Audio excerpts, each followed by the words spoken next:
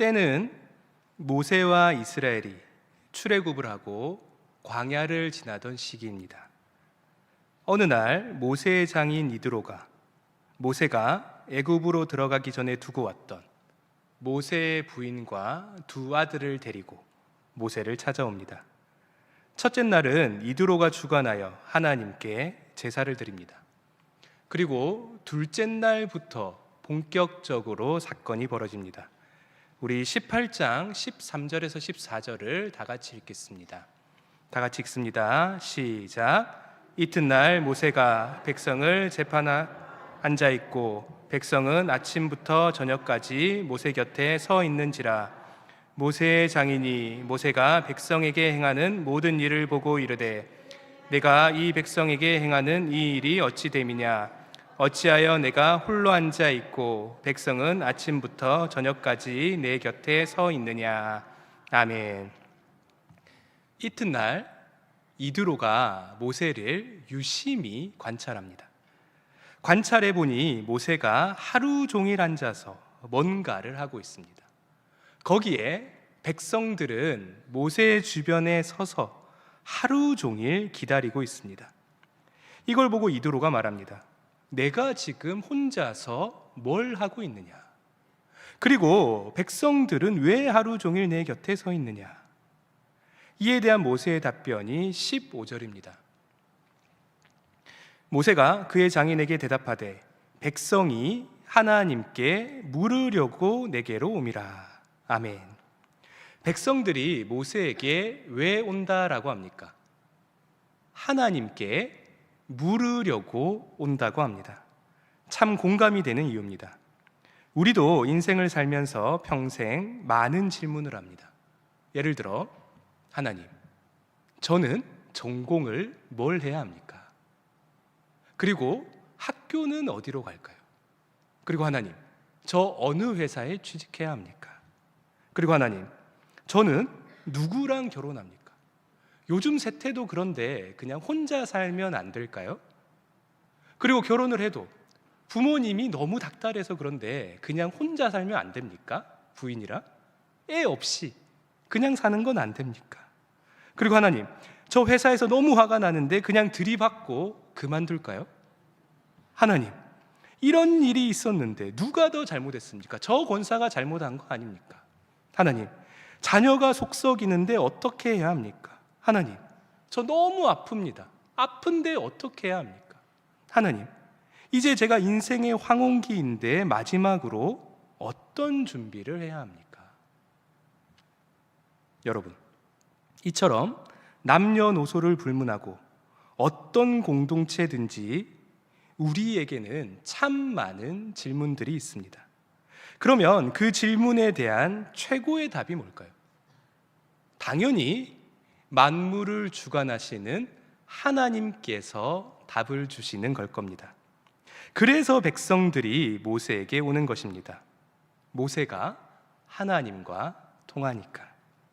결국 모세에게 재판이란 하나님의 뜻을 보여주는 일입니다. 자신의 지혜를 보여주는 게 아니라 하나님의 뜻을 보여주는 일인 겁니다. 그런데 모세가 여기서 참 의미심장한 말을 합니다. 우리 출애굽기 18장 16절을 다 같이 읽도록 하겠습니다. 16절입니다. 시작. 그들이 일이 있으면 하나님의 율례와 법도를 알게 하나이다. 아멘. 예수님을 제외하고 성경에서 최고의 인물을 뽑으라면 구약에서는 대부분 모세를 꼽습니다. 그만큼 모세는 위대한 인물입니다. 그러면 우리의 상상으로는 모세가 내 질문에 최상의 답을 내려줄 것만 같습니다. 하나님께 받은 신적인 능력으로 내가 감히 꿈꿀 수도 없고 알 수도 없었던 답을 내려줄 것만 같습니다. 그런데 오늘 본문을 보십시오. 모세가 무엇을 알려준다라고 합니까? 하나님의 율례와 법도를 알려준다라고 합니다. 제가 사역을 하기 전 청년 시절의 이야기입니다.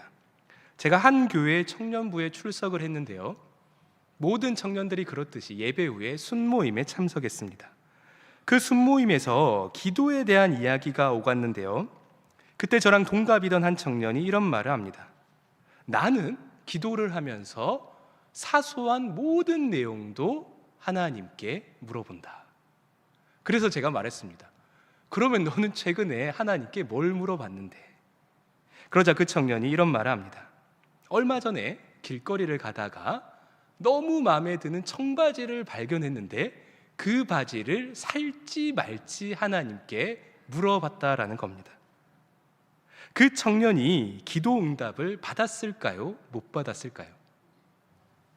여러분, 하나님께서는 이미 우리에게 율례와 법도를 알려주셨습니다.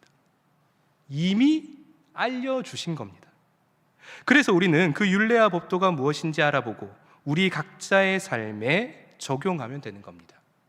그리고 적용하기 어려운 부분은 과감하게 자유하십시오. 하나님이 창세 때 만들어주신 에덴 동산에서도 하나님이 이렇게 말씀하십니다.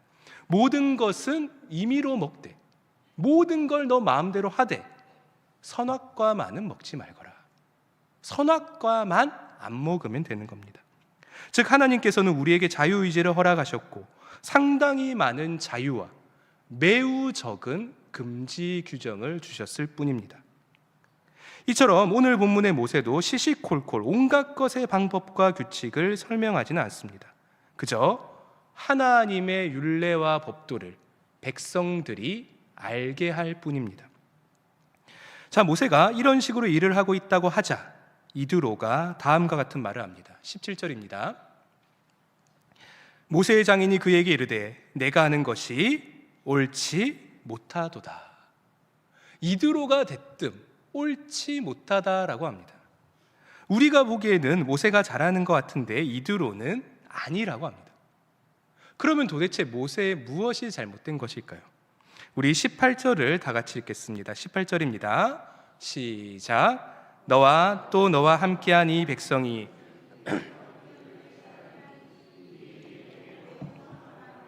내가 혼자 할 수 없으리라. 아멘. 이드로가 단언합니다. 내가 혼자 할 수 없으리라. 현대를 기준으로 보통 목사 한 명이 담당할 수 있는 성도를 약 100명에서 150명으로 봅니다. 그런데 오늘 본문에 나오는 이스라엘 백성들의 숫자가 얼마나 될까요? 최소로 잡아도 2만에서 3만 명이고 최대로 300만까지 봅니다. 모세 혼자서 가능할까? 혼자서는 절대로 할 수 없습니다. 무엇보다 모세도 힘들지만 순서를 기다리는 백성들도 기력이 쇠할 수밖에 없습니다. 예를 들어 한 교구 성도분이 저에게 이런 말을 합니다. 목사님, 저 목사님의 신방이 받고 싶습니다. 그러자 제가 이렇게 말합니다. 네, 성도님, 당연하죠. 30년만 기다리십시오. 30년만 기다리시면 제가 금방 가겠습니다. 말이 됩니까? 안 되죠. 말이 안 되는 겁니다. 그래서 이드로는 두 가지 규칙을 모세에게 가르쳐 줍니다. 첫 번째 규칙이 20절입니다. 제가 한번 읽어보겠습니다. 그들에게 율례와 법도를 가르쳐서 마땅히 갈 길과 할 일을 그들에게 보이고. 아멘. 기존에 하던 것처럼 계속해서 율례와 법도를 가르치라고 합니다. 즉 모세의 원칙이 틀리지는 않았다는 겁니다. 그러면 무엇을 바꿔야 할까요? 바꿔야 하는 부분이 21절인데요. 이게 두 번째 규칙입니다. 우리 21절을 다 같이 한번 읽어보겠습니다. 21절입니다. 시작. 너는 또 온 백성 가운데서 능력 있는 사람들 곧 하나님을 두려워하며 진실하며 불의한 이익을 미워하는 자를 살펴서 백성 위에 세워 천부장과 백부장과 50부장과 10부장을 삼아. 아멘. 혼자 하지 말고 백성 중에 능력 있는 자를 세우라고 합니다. 그래서 큰 일은 모세가 맡고 작은 일은 그들이 맡으면 되는 겁니다. 생각해 보십시오. 사실 모세가 이미 가르친 규칙들은 굳이 모세가 또 가르칠 필요는 없는 겁니다. 비효율적인 일입니다. 모세는 새로운 일이나 아니면 조금 더 복잡하고 어려운 일을 맡으면 되는 겁니다. 그리고 기존에 일어났던 케이스나 해결하기 쉬운 일들은 대표로 뽑힌 사람들이 처리를 하면 되는 겁니다. 방금 이 부분은 지금 우리에게 여러 중요한 점을 시사하고 있습니다. 여러분, 성경의 말씀이 거룩한 이유가 뭘까요? 성경의 말씀이 왜 거룩합니까? 성직자가 말하면 은혜고 평신도가 말하면 은혜가 아니다. 맞습니까? 맞습니까? 아니죠. 이미 이스라엘이라는 나라가 세워지기 전에 하나님의 율례와 법도는 제사장만 가르친 게 아닙니다. 백성의 대표 또한 가르쳤습니다. 모세나 아론이 가르치면 더 거룩하고 천부장이나 백부장이 가르치면 덜 거룩하다. 이것은 잘못된 생각입니다. 그러면 지금 이것을 우리에게 적용해 보겠습니다.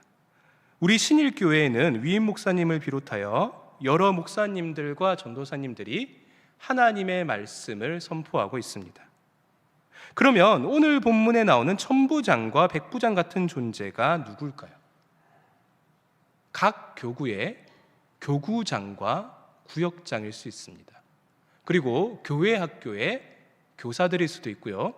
새가족부의 새가족들을 가르치는 교사들일 수도 있습니다. 자, 그러면 여기서 제가 민감한 질문을 드리겠습니다. 제가 지금 하고 있는 말씀 선포와 방금 언급했던 분들의 선포, 무엇이 더 권위가 있을까요? 저의 눈치를 보지 말고 한번 속으로 답해 보시기 바랍니다. 누구의 선포가 더 권위가 있을까요? 제가 분명히 말씀드리겠습니다. 똑같습니다.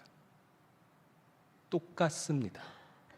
그 말씀을 전하는 자가 진정으로 하나님이 선택한 자고, 그리고 그 말씀이 진정한 하나님의 말씀이며 동시에 모세와 같은 정당한 권위를 가진 사람에게 제대로 배웠다면 그 권위는 동일합니다. 사람이 거룩한 게 아니라 말씀이 거룩한 거죠. 분명히 우리가 알아야 할 지점입니다.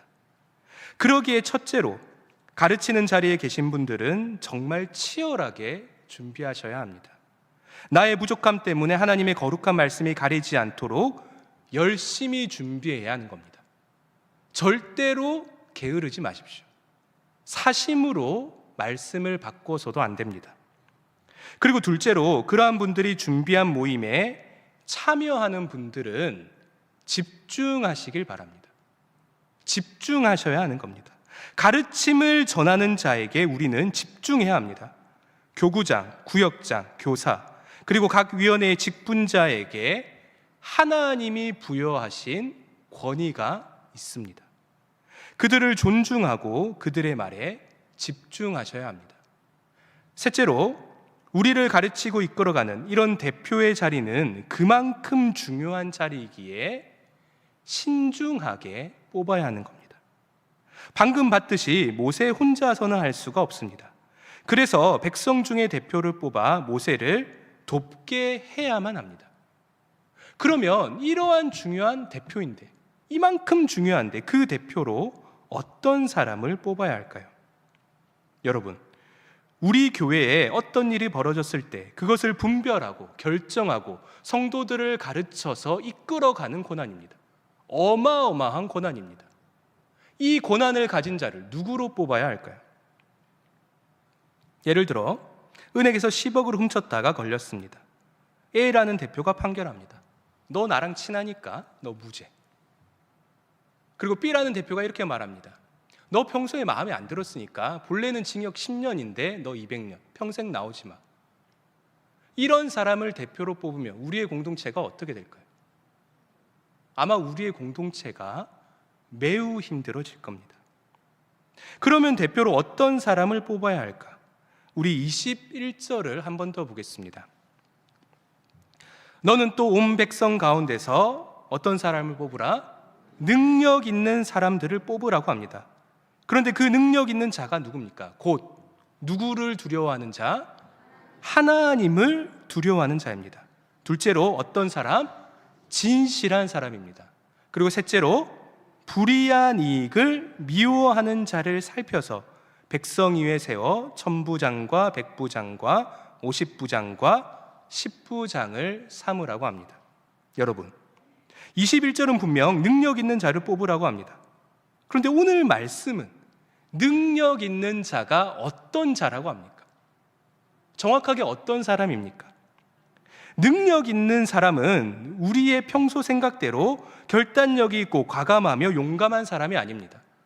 하나님을 두려워하는 자가 능력 있는 자입니다. 그리고 이 능력 있는 자는 우리의 평소 생각대로 학력이 뛰어나거나 똑똑한 사람이 아닙니다.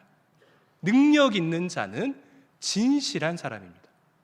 그리고 마지막으로 능력 있는 자는 평소 우리의 생각대로 잘 사는 사람이 아니라 불이한 이익을 미워하는 사람이 능력 있는 자입니다. 우리가 누군가를 대표로 뽑을 때 이런 사람을 뽑아야만 우리 공동체가 평안하며 하나님 안에 거할 수 있는 것입니다. 말씀을 맺겠습니다. 여러분, 오늘 하나님의 말씀은 대표자는 물론이고 무엇보다 백성들에게 필요한 말씀입니다. 왜냐하면 대표는 백성이 뽑기 때문입니다. 세상에 이런 말이 있습니다. 백성은 자신의 수준만큼 자신의 왕을 뽑는다. 자신의 수준만큼 자신의 왕을 뽑는다. 내가 만약 여호와를 두려워하지 않는다면, 내가 만약 진실에 행하지 않는다면, 내가 만약 불의한 이익을 미워하지 않는다면, 즉 이러한 것들보다 다른 가치를 더 중요하게 생각한다면 우리는 그러한 가치를 가진 자를 뽑을 수밖에 없을 겁니다. 제발 내가 먼저 바른 가치를 세워서 오늘 본문 말씀처럼 진정으로 능력 있는 자를 대표로 뽑는 우리 신일교회가 되길 진심으로 바랍니다. 기도하겠습니다. 온 세상 천지를 만드시고 섭리하시는 근원의 하나님, 오늘도 저희를 잊지 않으시고 이렇게 예배의 자리로 불러주심 참 감사합니다. 하나님, 오늘 하나님의 귀한 말씀을 듣고 보았습니다. 우리 모두가 이 말씀을 굳게 붙잡을 수 있도록 하여 주시옵소서. 또한 말씀을 붙잡아 우리가 깨달음 또한 얻을 수 있게 하여 주시옵소서. 그리고 하나님, 이제 곧 주일이 끝나고 세상으로 나아갑니다.